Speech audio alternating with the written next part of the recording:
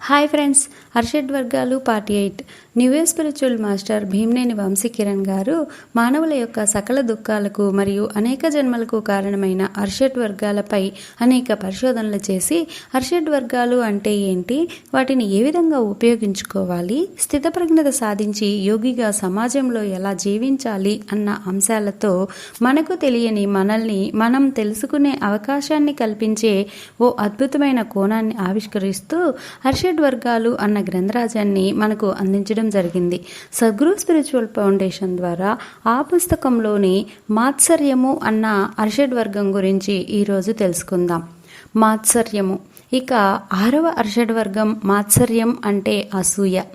ఎప్పుడైతే మనం లక్షలు సంపాదించాలన్న వ్యామోహంతో సంపాదన మొదలుపెట్టి సంపాదిస్తామో దానితో పాటు మదం కూడా పెంచుకుంటాము. అప్పుడు మన కళ్ళ ముందు మనకన్నా ఎక్కువ ధనం ఉన్న మరొకరు కనిపిస్తారు.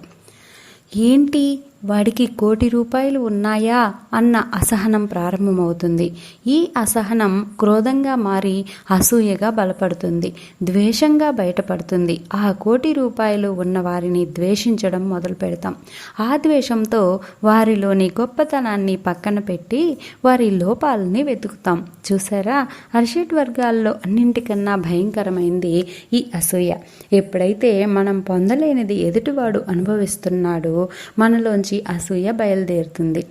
ఎదుటివాడు దొంగ, వాడు దొంగ పనులు చేసి సంపాదించాడు, వాడి వల్ల సమాజం చాలా పాడైపోయింది అని అనవసరంగా దొంగ ఆదుర్దా పడతాం. అసూయ ఎంత నీచత్వమో కదా. ఈ అసూయను జయించాలంటే ప్రతి వ్యక్తిలో ఏదో ఒక గొప్పతనం ఉంటుంది. దానిని గుర్తించి గౌరవించాలి, వారిని మనస్ఫూర్తిగా అభినందించాలి. ఒకసారి శ్రీరాముడు పక్కున నవ్వుతాడు. దానికి కారణం ఏంటంటే శ్రీరాముడు రావణాసురుడితో యుద్ధ సన్నాహాలు చేస్తూ ఉంటాడు. దానికి కావలసిన బలగాన్ని సుగ్రీవుడు సమకూరుస్తూ ఉంటాడు.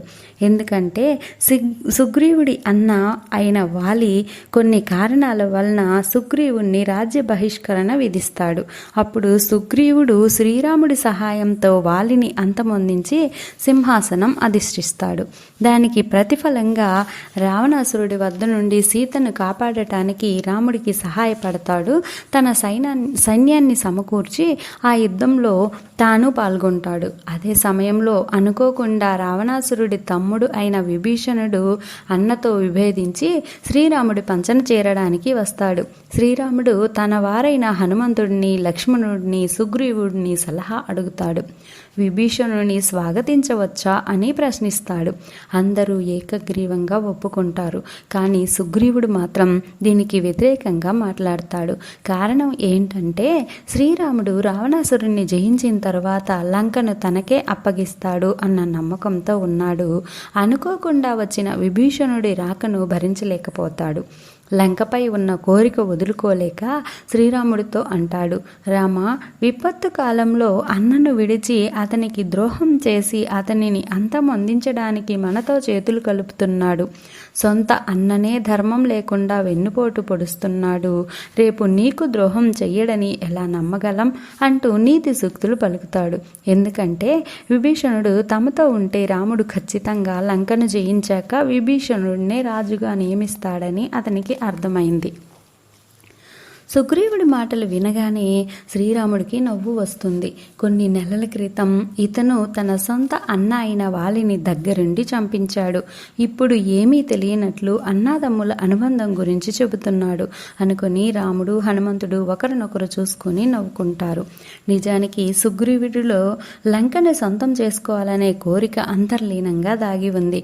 దానికి ఎప్పుడైతే విభీషణుడు అడ్డు వచ్చాడో తన కోరిక అతని వశం కాబోతుందన్న ఆలోచన అసూయను కలిగించింది.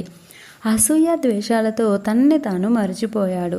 తాను అంతకు ముందు అదే చేశాడన్న విషయం విస్మరించాడు. అందుకేనేమో వృద్ధ నారి పతివ్రత అన్న సామెత పుట్టింది. నారి వృద్ధురాలు అయ్యాక తాను వయసులో ఉండగా చేసిన ఘనకార్యాలు మర్చిపోయి పతివ్రతలాగా మాట్లాడుతూ ఇతరులను తప్పుపడుతూ ఉంటుందట. కనుక మన అన్ని గొడవలకు కారణం అసూయ. ఇది మనల్ని సర్వనాశనం చేస్తుంది. సృష్టిలో మహామహులు కూడా దీని బారిన పడ్డారు.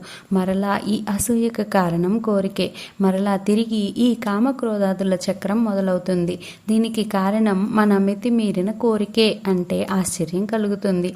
ఒక కోరికను తీర్చుకోలేకుండా అనగదొక్కుని జీవిస్తూ ఉంటే దానిని అనుభవించే వారిని చూడగానే మనలో అంతర్లీనంగా దాగి ఉన్న కోరిక పొందలేకపోయామే అన్న నిస్సహాయ స్థితి అసహనంగా మారి అది కాస్త అసూయగా బలపడుతుంది. మనం తీర్చుకోలేకపోయిన ఆ కోరికను అనుభవిస్తున్న వ్యక్తిపై ద్వేషం పెరుగుతుంది. అప్పుడు అతనిలో లోపాలను వెతకడం ప్రారంభిస్తాం. అవి దొరకగానే దానికి ధర్మం అన్న రంగులు పులిమి వీడు అన్యాయం చేస్తున్నాడు, వీడు అధర్మంగా జీవిస్తున్నాడు అని గగ్గోలు పెడతాం. దొంగ ఆదుర్దాలు పడతాం. నీతి వాక్యాలు వల్లెవేస్తాం. ఆ దొంగ ఆదుర్ద పేరే, ఆ గగ్గోలు పేరే, ఆ నీతి వాక్యాల పేరే అసూయ అథవా మాత్సర్యం. ఒకసారి భృగు మహర్షి వైకుంఠం వెళ్తాడు. ఎంతో సాధన చేసిన వ్యక్తి, తక్కువ వాడు కాదు భృగువు.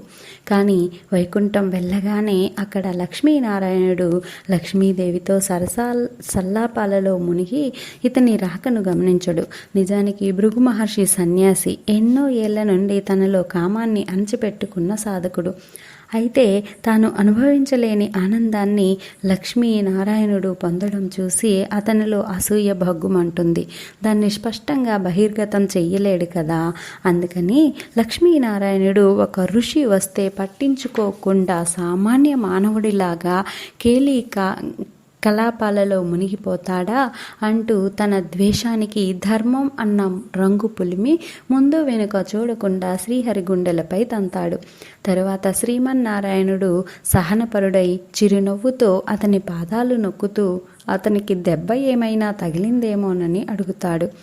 దానితో ఆ భృగువుకి తాను చేసిన పని జ్ఞప్తికి వచ్చి సిగ్గుతో తలవంచుకుంటాడు. కనుక ఈ కథలో భృగువు యొక్క అనగదొక్కబడిన కోరిక లక్ష్మీనారాయణుని తన్నేలా చేసింది.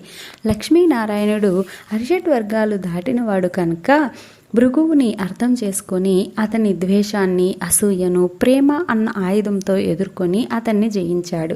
కనుక మనలోని అసూయను జయించాలంటే ఎదుటి వ్యక్తి గొప్పతనాన్ని మనస్ఫూర్తిగా ఆమోదించాలి, అభినందించాలి. ఎందుకంటే అభినందన ఒక్కటే మనలోని అసూయను తీసివేస్తుంది. ఎదుటి వ్యక్తిలో అసూయను గెలవాలంటే వారి అజ్ఞానాన్ని అర్థం చేసుకోవాలి. వారిని ప్రేమతోనే ఓడి గెలవాలి. ఎదుటి వారిలో అసూయ పెరిగి పెద్దదైనప్పుడు మనం దానిని ఎదుర్కొంటే అది ద్వేషంగా మారి మనల్ని కాలుస్తుంది.